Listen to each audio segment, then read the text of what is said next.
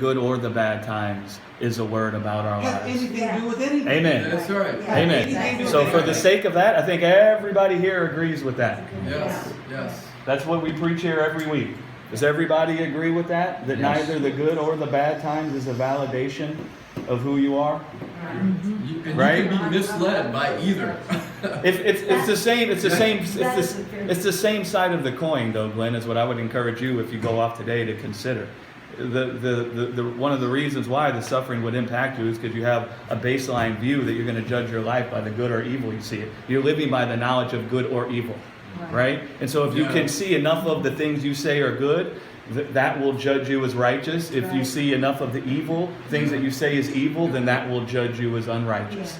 Right? But the underlying theme in Job and the suffering that's going on there, and just an overall overwhelming theme in the Bible, is the impact that death has on the hearts of humans.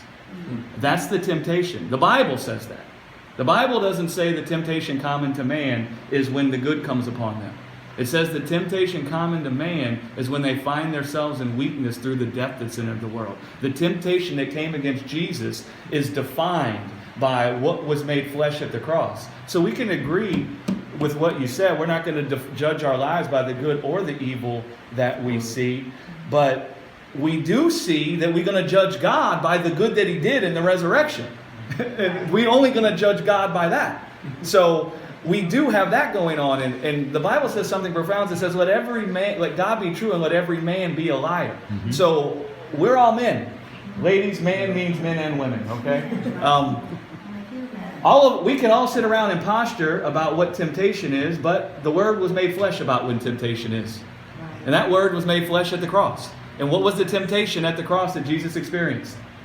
To enlist his own ability to save And what himself. was it that was trying to compel him to enlist his own ability? Death. What was the death also trying to tell him? That he wasn't the son. Right. He was And that he was an orphan and had been forsaken by God. The only way you're going to try to build your own house is if you don't see yourself in the house of the Father. So that's the temptation common to man. What was Adam's temptation? He ate from the tree, death manifested in his body. It wasn't the good that tried to influence his heart, it was the death. Right? Yep. And so it's absolutely true, but I would say, Glenn, is the other side of what you brought out is also symptomatic of living by the tree of death. Right? You would only judge your life by this world if your thoughts have been impacted by death. And it's the whole Hebrew